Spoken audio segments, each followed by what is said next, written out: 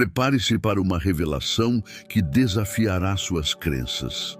Você sabia que os anjos não são apenas figuras míticas, mas seres reais com poderes incríveis? No Antigo Testamento, suas intervenções moldaram o destino de patriarcas e nações. Descubra por que os anjos são muito mais do que simples mensageiros divinos. Esta é uma jornada de conhecimento que mudará sua percepção sobre o mundo espiritual. Não perca, pois há muito mais a aprender sobre essas poderosas criaturas celestiais. A primeira questão que surge é: quem são os anjos? Vamos buscar essa resposta nas Escrituras. Ao examinarmos o Antigo Testamento, encontramos referências aos anjos 108 vezes. Eles intervieram nas vidas dos patriarcas Abraão e Jacó, como relatado no livro de Gênesis. No livro do Êxodo, Moisés também encontrou anjos durante a peregrinação no deserto. Êxodo 14:19 diz: Então o anjo de Deus, que ia adiante do exército de Israel, se retirou e ia atrás deles. Também a coluna de nuvem se retirou de diante deles e se pôs atrás deles.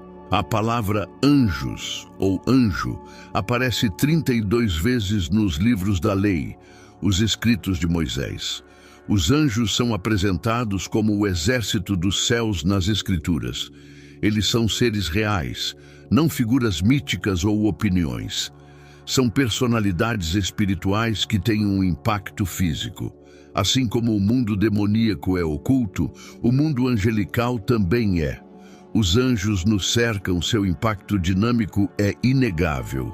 Embora não possamos vê-los, não há nada que os anjos de Deus não observem. Podemos não ser capazes de tocá-los, mas os anjos tocam pessoas. Você não pode lidar com eles, mas eles podem destruir reis. Na Bíblia, o Senhor escolheu um anjo específico para ir adiante de Moisés ao Egito, e ele sozinho devastou uma nação inteira. A invencibilidade é uma característica importante dos anjos de Deus. Essa característica indica a diferença entre demônios e anjos. Somente os exércitos dos céus excedem em força. Salmos 103:20 diz: Bendizei ao Senhor, anjos seus, magníficos em poder, que cumpris as suas ordens, obedecendo à voz da sua palavra. Houve uma guerra nos céus, onde os exércitos dos céus, liderados pelo arcanjo Miguel, batalharam contra Satanás e seus anjos. Deus usou seus anjos para enfrentar o exército caído de Satanás, que não pôde ter sucesso. Apocalipse 12:7-9 nos diz: E houve batalha no céu.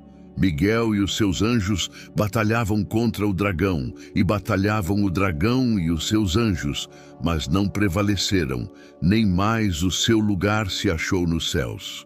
E foi precipitado o grande dragão, a antiga serpente, chamada o Diabo, e Satanás, que engana todo o mundo. Ele foi precipitado na terra, e os seus anjos foram lançados com ele. Em qualquer conflito, os anjos sempre têm sucesso em expulsar completamente a oposição. No mundo, vemos que os anjos nunca falharam. Não há nada que possa se levantar contra você que corresponda à força deles. Eles formam os guardiões mais benéficos dos redimidos. Além de se destacarem em força física, os anjos também brilham em inteligência. A viúva de Tecoa, retratando a sabedoria do rei Davi, é comparada à dos anjos. Porém, meu Senhor é sábio, segundo a sabedoria de um anjo de Deus, para saber tudo o que há na terra. Categorias de anjos. Os anjos têm diferentes patentes. Nosso Senhor até usou um termo militar em conexão com os anjos. Quando Jesus estava prestes a ser preso no jardim, Pedro pegou uma espada e tentou proteger Jesus, a quem ele tinha vindo amar. Jesus disse em Mateus 26:53: Ou pensas tu que eu não poderia agora orar a meu Pai e que ele não me daria mais de 12 legiões de anjos? A palavra legião era uma designação militar romana relacionada a cerca de 6.000 soldados. Na maior parte do tempo em que os anjos são mencionados na Bíblia, são esses anjos não identificados de outra forma que estão sendo referidos.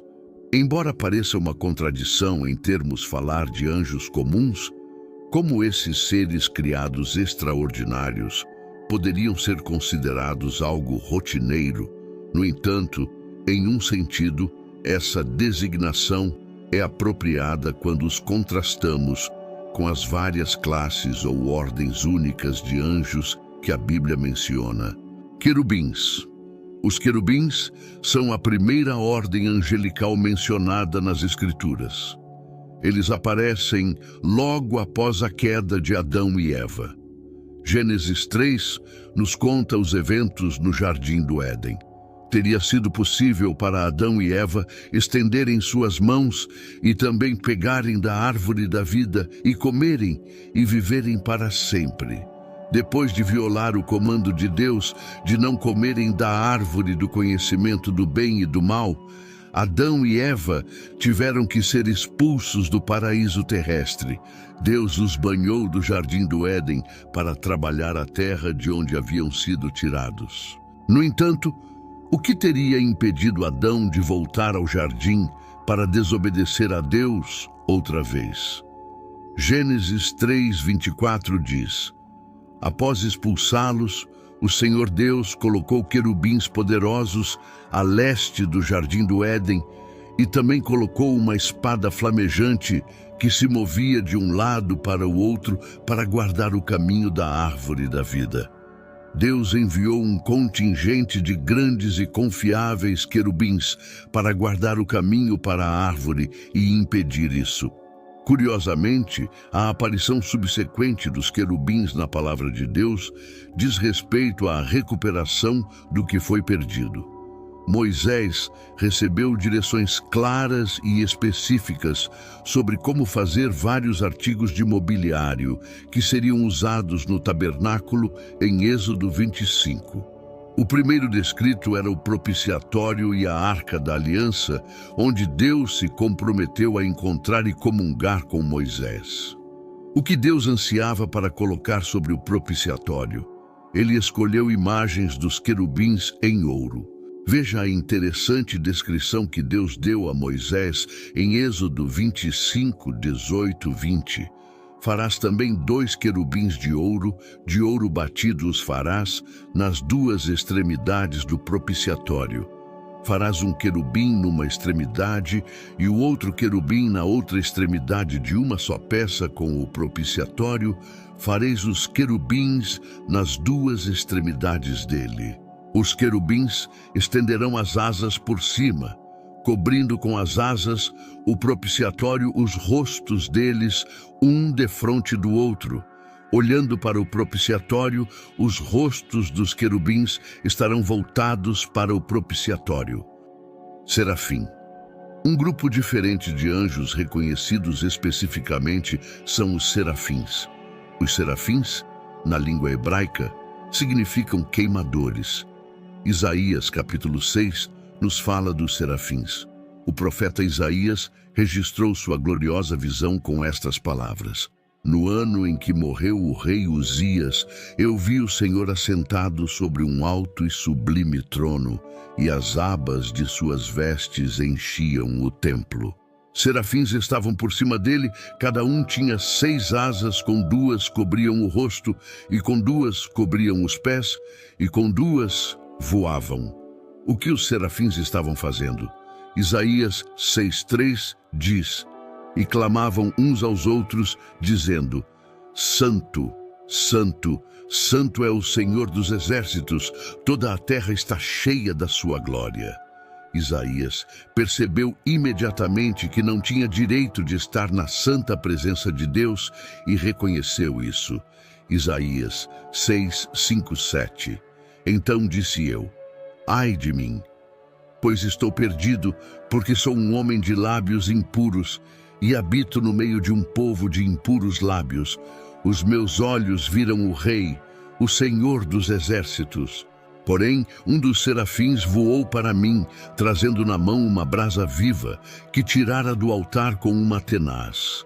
E com ela tocou a minha boca e disse: Eis que isto tocou os teus lábios, e a tua iniquidade foi tirada, e purificado o teu pecado. Criaturas vivas.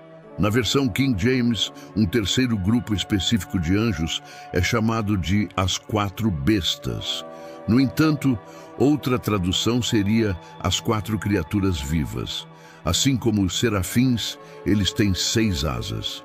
E os 4 animais tinham, cada um de per si, 6 asas, e ao redor e por dentro estavam cheios de olhos, e não descansam nem de dia nem de noite, dizendo: Santo, Santo, Santo, Senhor Deus Todo-Poderoso, que era e que é e que há de vir.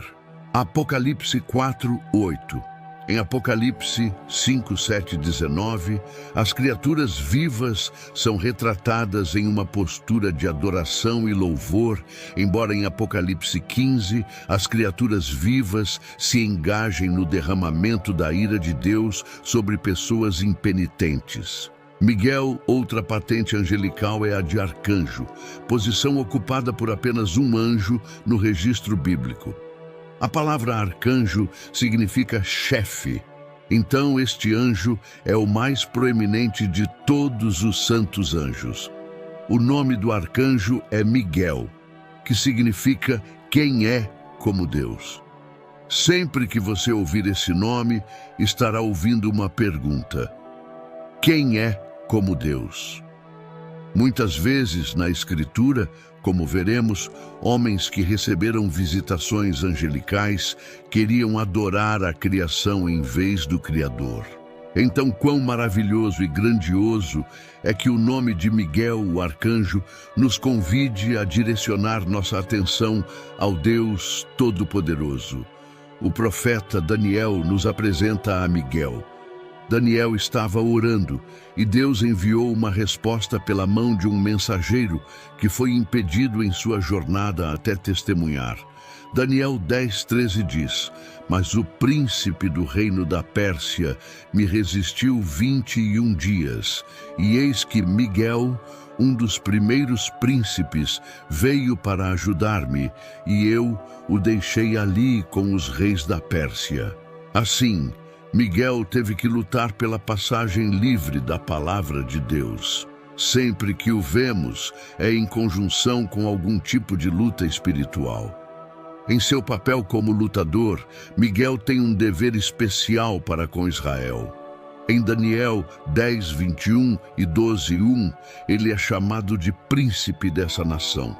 À medida que lemos a história antiga e moderna, acreditamos ver a mão de Miguel defendendo Israel.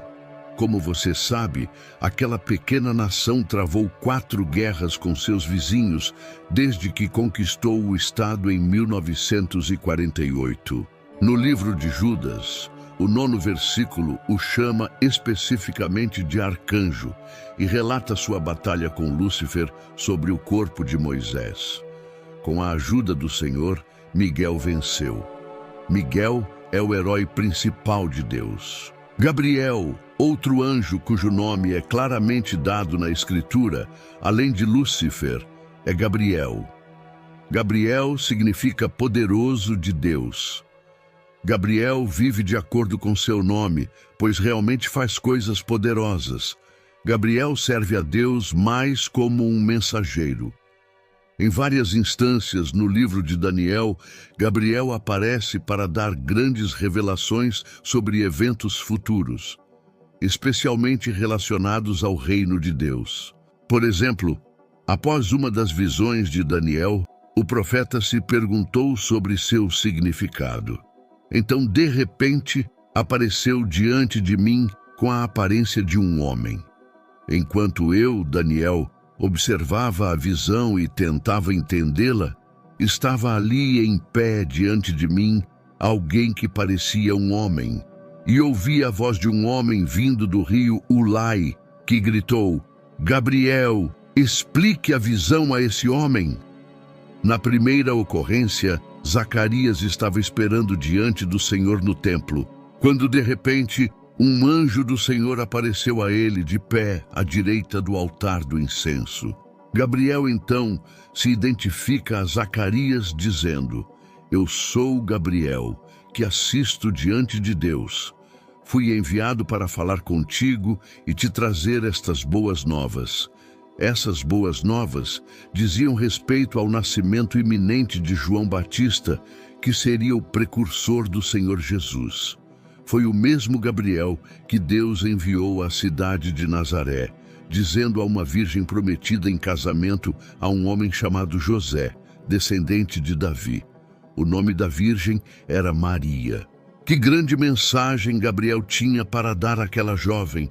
Você ficará grávida e dará à luz um filho, e o chamará de Jesus. Ele será grande e será chamado Filho do Altíssimo, e o Senhor Deus lhe dará o trono de seu pai Davi. Gabriel, então, é aquele que trouxe a mensagem de Deus sobre o reino vindouro e o rei. Deus deu a esse anjo em particular essa enorme confiança e responsabilidade. Lúcifer. Descobrimos o nome original do anjo Satanás em Isaías 14:12. Aquela linha não apenas o nomeia, mas também nos diz algo essencial sobre ele. Como caíste do céu, ó estrela da manhã, filho da alva, como foste lançado por terra, tu que debilitavas as nações. Por causa de seu próprio orgulho e promoção, ele perdeu seu lugar elevado no céu. Lúcifer desceu da graça divina do Pai. Portanto, onde ele opera no momento, ele está aqui mesmo na terra. Duas vezes diferentes, nosso Senhor descreve Lúcifer como o príncipe deste mundo. João 12:31 diz: Agora é o julgamento deste mundo. Agora o príncipe deste mundo será expulso. Essa terra em que vivemos está sob sua autoridade, enquanto os anjos Gabriel e Miguel têm apenas um nome. Até onde sabemos, Lúcifer tem muitos que indicam aspectos de seu caráter maligno. Muitas pessoas estão familiarizadas com dois de seus outros nomes: o diabo e Satanás. Jesus também o chamou de o maligno. João 17:15 diz: Não peço que os tires do mundo, mas que os livres do mal. O livro do Apocalipse também nos diz que o diabo enganará as nações por um breve momento, depois do qual será lançado no lago de fogo e enxofre, onde será atormentado para sempre. Agora que você descobriu mais sobre os anjos, imagine o que mais podemos explorar juntos. Compartilhe suas opiniões nos comentários e não se esqueça de curtir e compartilhar este vídeo para que mais pessoas possam se maravilhar com essas histórias. E se você quiser continuar aprendendo sobre temas fascinantes como esse, inscreva-se no canal e ative as notificações para não perder nenhum conteúdo novo. Juntos, vamos explorar as maravilhas da fé e da espiritualidade. Obrigado por assistir e até o próximo vídeo.